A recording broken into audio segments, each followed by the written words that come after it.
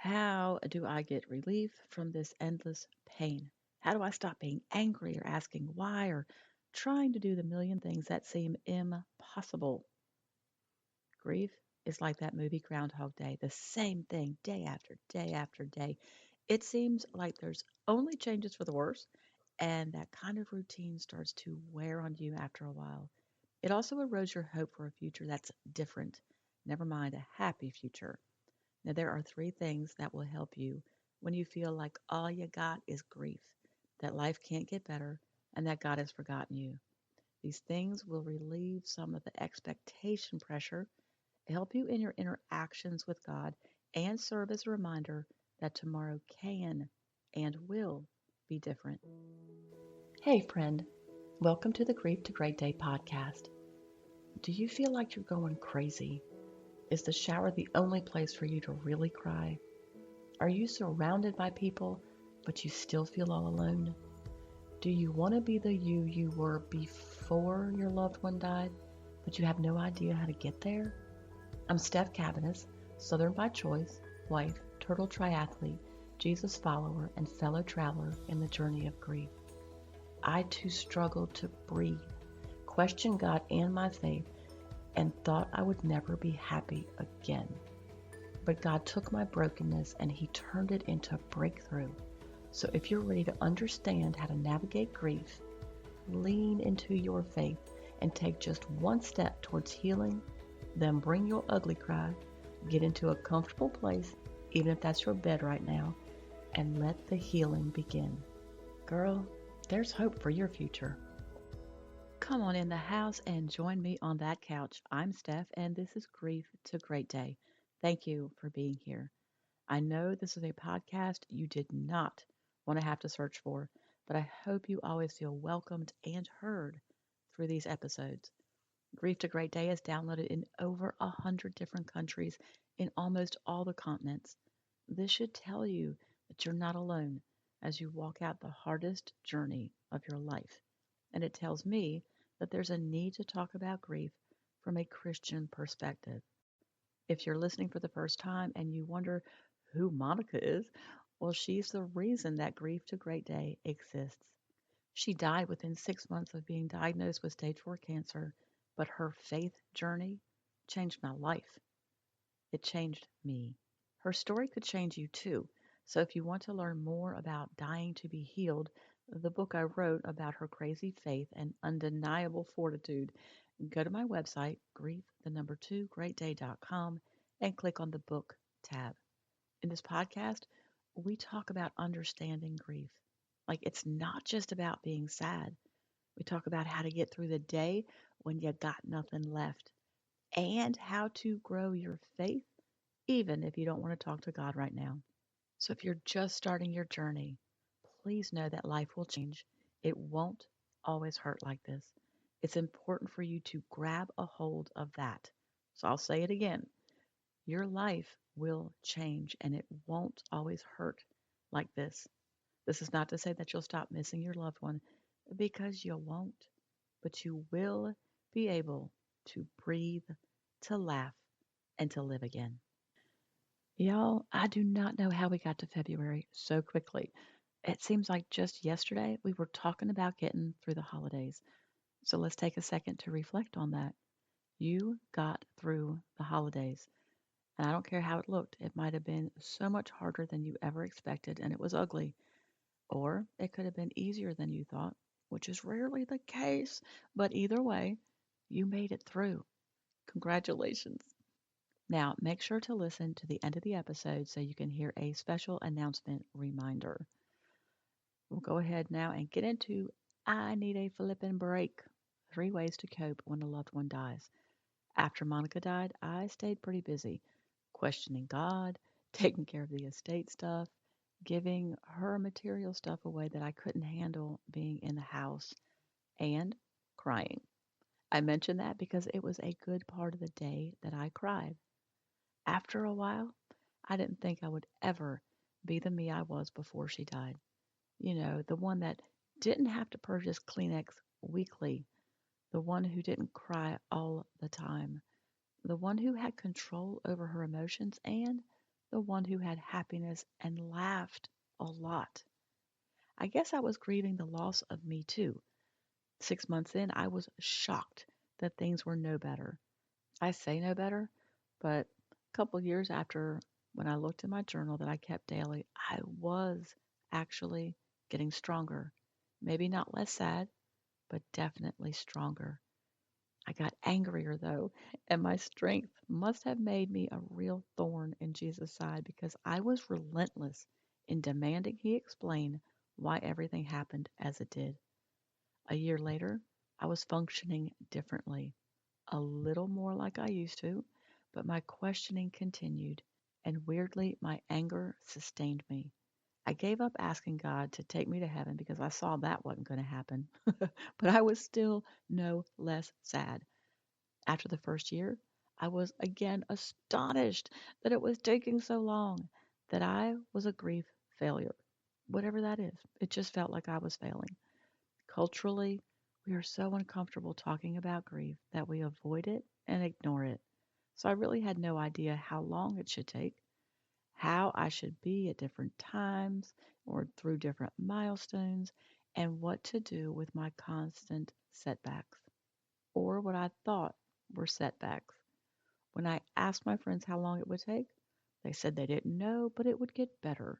It would be different. I really didn't believe them. And the fact that they wouldn't tell me when, like give me a date, was incredibly frustrating. I needed to know how much longer my life would be hell. Now, I share this to tell you that wherever you are in your journey, it's not going to be where you want to be. So, the first way to cope in grief is to let go of time expectations. Grief is a process, a long process. If you lost someone you love deeply, it's going to take time to grieve your loved one, to grieve the future you planned, and to grieve who you were when they were alive. Y'all, that's a lot of grieving. Then you have to come to a place of acceptance, and that will not happen overnight or over a week or over a month. It takes time. Grief's going to knock you on your butt. You're going to be up one day and you won't understand why the next day it feels like you are back at the very beginning. It's a flippin' roller coaster. Or, as a friend told me, it's a tsunami of ups and downs. More downs in the beginning, so you just got to hold on tight, even when you think you can't hold on any longer. So, the second, but most important way to cope is to stay connected with the Lord. Connection for me during the first 2 years, and hear me on this, the first 2 years was blaming, accusing, and questioning God. It wasn't just about the current grief either. It was about all the things I felt God wronged me with in my life. That constant interaction, though disrespectful, kept me connected, and God used it for my good. He used it to build a strong belief and faith in His character and His love for me. Before grief, I had religion, but after, I was in a relationship with God, and I never knew the difference until after grief. Now, number three, never, ever, ever, ever give up. Just don't do it. It's a decision. You can give in on a daily basis. You can stay in the bed when you need to. You can say no to all the social functions for a while. You may even under or overeat. But that's you trying to feel better in the moment, trying to cope with what happened. This is okay in the short term, but the danger is that these short term momentary fixes can turn into unhealthy habits. So that's how I gave into the pain. Being Monica's caretaker, I lost 30 pounds, and I wasn't overweight at that time. After she died, holy moly, I gained those 30 and 30 more on top of it in the first year. That was me trying to deal with the pain and confusion of grief. That was me giving in to deal with the pain and confusion of grief. The bigger picture I'm talking about right now, though, is giving up, not giving in. That looks and feels different. Giving up is not allowed because, as bad as life can be today, tomorrow might be what changes everything. You're going to find that in your journey. It's crazy. The Bible says joy comes in the morning, and you have to believe that it does. Know that you will have disgustingly hard days. So, no, it's not anything you did wrong. It's nothing you're doing wrong. It's grief, and you have to write it out. Unfortunately, there is no formula to have a good day. Trust me, I tried and I researched it.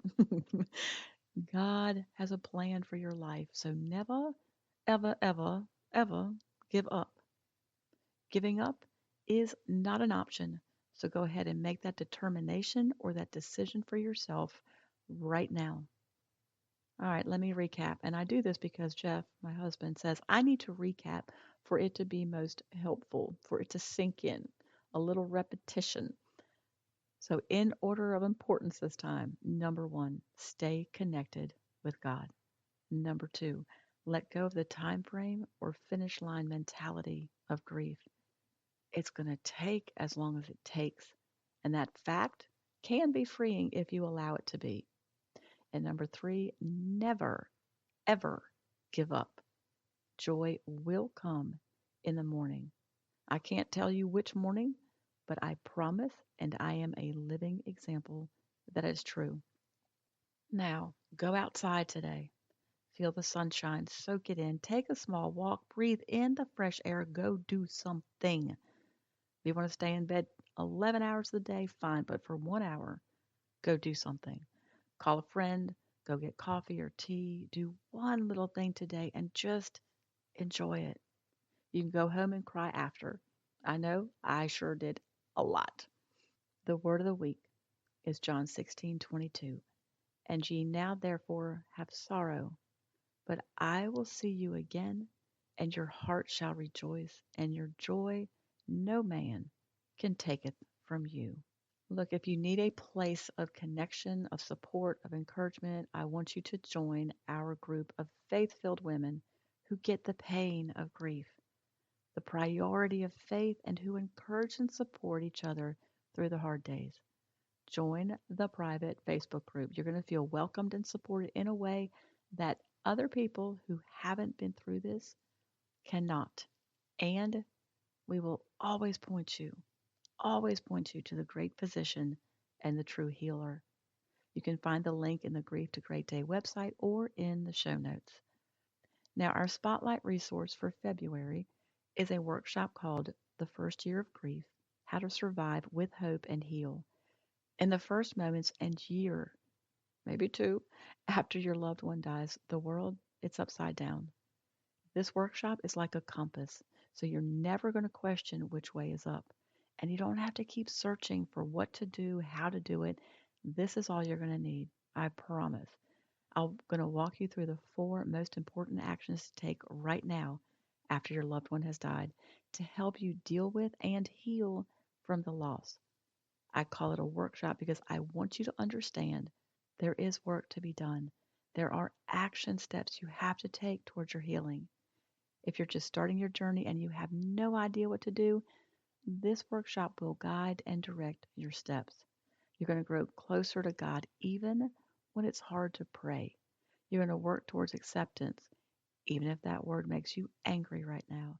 And you're going to know what to expect in your healing process. You can purchase this workshop on my website, grief the number 2 greatday.com. And as promised, here's your reminder. Be on the lookout starting this Thursday for an episode called Coffee and Kathy, a weekly quiet time with God to build trust. I have preached that you need to pray, read, and rise a lot. And in grief, that reading of the Bible can be hard. You know you should do it, but you don't for a lot of different reasons. I know how that feels. So I figured I'd give you a way to have a consistent weekly devotion. Y'all know I'm not Kathy, but she was the sister of a childhood friend, and she wrote a beautiful blog that I'm going to share with you weekly. This devotion only episode will air each Thursday during this year. Grab a cup of coffee or tea, get comfortable, and just listen to the Word of God through the lens of Kathy's life experiences. If you don't have a church home, visit my church, opendoorchurch.com. And you know that links to everything you need are going to be in the show notes. Do not forget, you're not alone. This is not your forever, and God has plans for you. Yes, I'm talking to you. If you were that person that just thought to yourself, yeah, maybe somebody else. Nope, I'm talking to you. So keep coming back to the house, keep sitting on the couch, and keep taking your steps toward healing. Thank you for being here today, for showing up. If this podcast has given you hope, encouragement, or helped you in any way, share it with a friend, either in a text or on your social platforms. Also, please subscribe, rate, and leave a written review on iTunes. It's a huge blessing for me to know that you're out there. Lastly, and this is important, you are not alone. Connect with me on the Grief to Great Day website, the link is below, and sign up for our free newsletters. I want to be able to pray for you by name. Remember, grief isn't something you're going to get over, but a great day is something you can get to.